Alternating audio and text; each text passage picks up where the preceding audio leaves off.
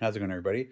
So I want to make a video about this Ibanez MTM2. It's probably one of the most, if not the most unique guitar designs I've ever seen.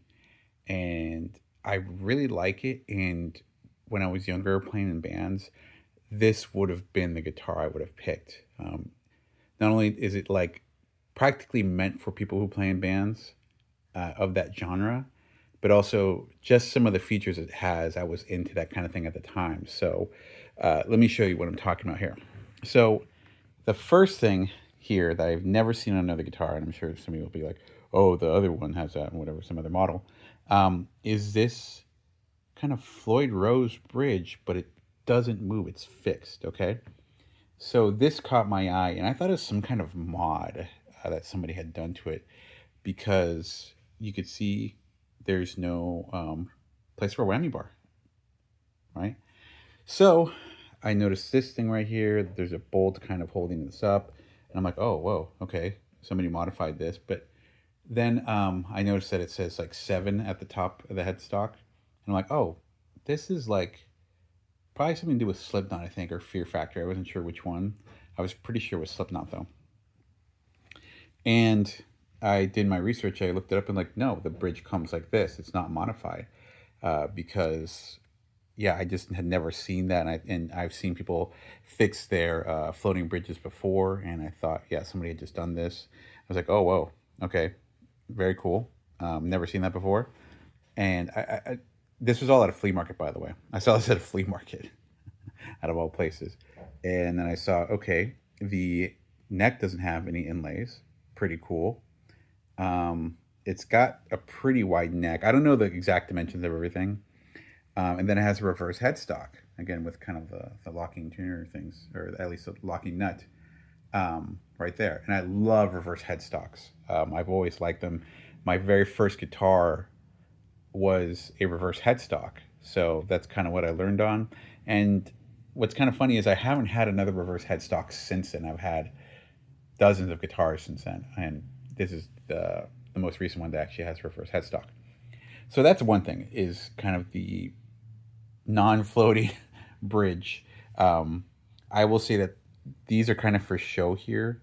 I think you can just tune the guitar in a regular manner if you really need to. I don't really think you need to use the log set, the nut there, because you're not going to be whammying this thing a bunch. So yeah, I don't think you have to worry about it going out of tune.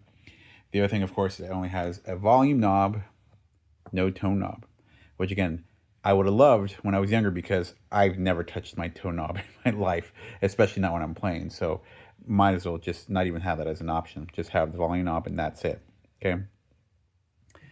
The other thing that I really like, and I'm going to try to not give away here, is, oh, wait, what? Where's the input jack? Okay. Actually, it's all the way back here. And reason being is because you're supposed to put your instrument cable through here, kind of over your strap lock here, and then into here. And it's perfect for that because anybody who's played live in a band and doesn't do that knows that sometimes you might step on your own cable and it'll come yanking out. So you do have to do the over the strap trick. And this fits perfectly in here. Rather than having this like kind of long, bulky thing right here. Again, I'm sure maybe another guitar has done this, but it's one of the many reasons I like this guitar, okay? But yeah, super, super cool, super unique. Again, just kind of like a workhorse, simple, but also kind of complex guitar setup that I just think will serve any kind of like metal hardcore guy well.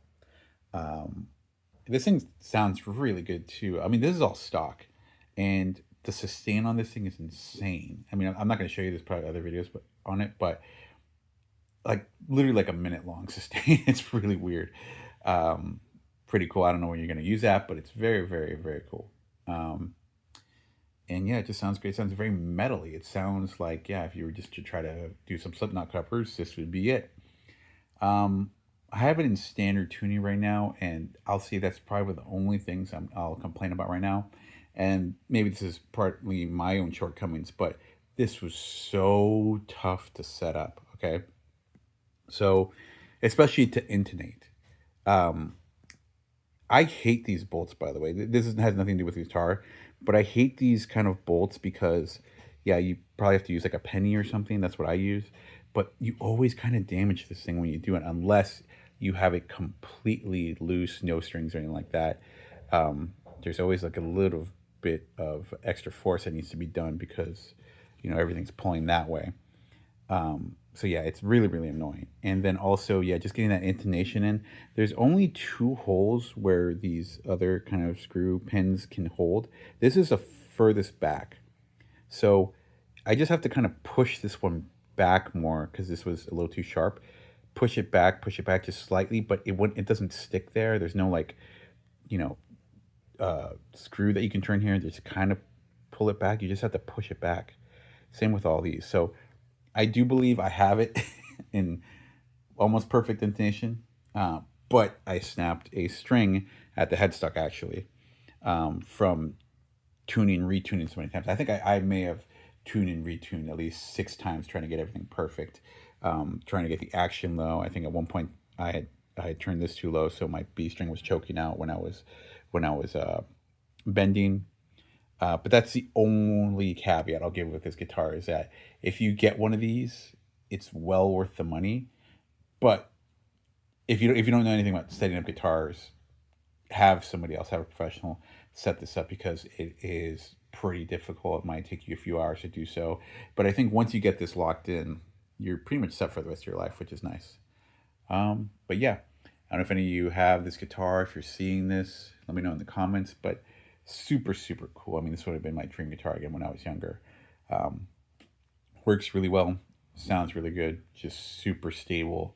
I think the neck width is maybe a little bit too wide, but that also makes it so you can kind of grab the strings a little more, which is cool. But overall, super, super cool.